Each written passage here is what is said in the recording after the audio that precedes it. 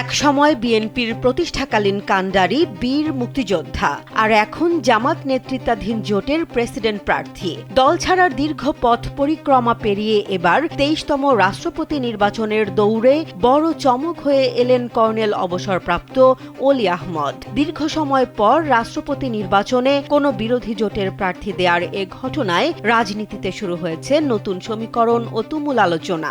আমি একজন মুক্তিযোদ্ধা, ৩ বার মন্ত্রী ছিলাম, ৬ বার এমপি ছিলাম। কর্নেল অলি আহমদ শুধু একজন রাজনীতিক নন, তিনি বাংলাদেশের মুক্তিযুদ্ধের অন্যতম বীর মুক্তিযোদ্ধা। ১৯৭১ সালে পাকিস্তান সেনাবাহিনীর ৮ম ইস্ট বেঙ্গল রেজিমেন্টে ক্যাপ্টেন হিসেবে চট্টগ্রামে কর্মরত ছিলেন তিনি।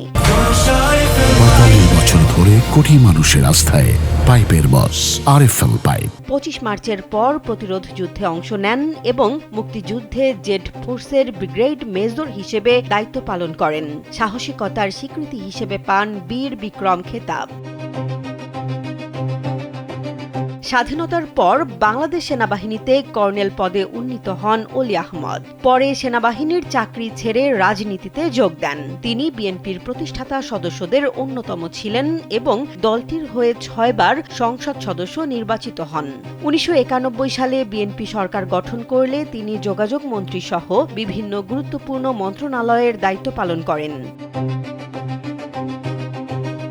তবে বিএনপির সঙ্গে তার দীর্ঘ রাজনৈতিক পথ চলা শেষ হয় ২০০৬ সালে। দলের অভ্যন্তরে দুর্নীতি, অনিয়ম, সন্ত্রাস ও চাঁদাবাজির অভিযোগ এবং নেতৃত্ব ও নীতি নির্ধারণী বিষয়ে মতবিরোধকে কেন্দ্র করে বিএনপি থেকে সরে দাঁড়ান তিনি। পরে কয়েকজন প্রবীণ নেতাকে সঙ্গে নিয়ে গঠন করেন লিবারেল ডেমোক্রেটিক পার্টি এলডিপি।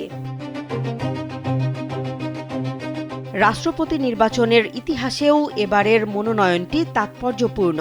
সংসদীয় গণতন্ত্র পুনঃপ্রবর্তনের পর ১৯৯১ সালে প্রথমবার বিরোধী দল রাষ্ট্রপতি পদে প্রার্থী দিয়েছিল। এরপর দীর্ঘ সময় রাষ্ট্রপতি নির্বাচনে ক্ষমতাসীন দলের মনোনীত প্রার্থীরাই বিনা প্রতিদ্বন্দ্বিতায় নির্বাচিত হয়েছেন। এবার সেই ধারায় পরিবর্তনের সম্ভাবনা তৈরি করেছে ১১ দলীয় জোটের প্রার্থী ঘোষণা।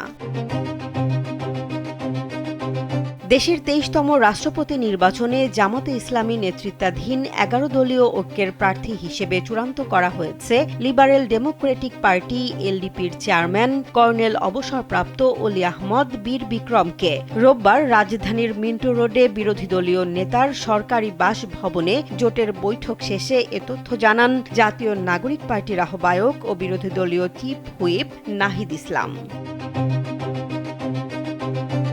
জেসমিন জাহান, কালবেলা।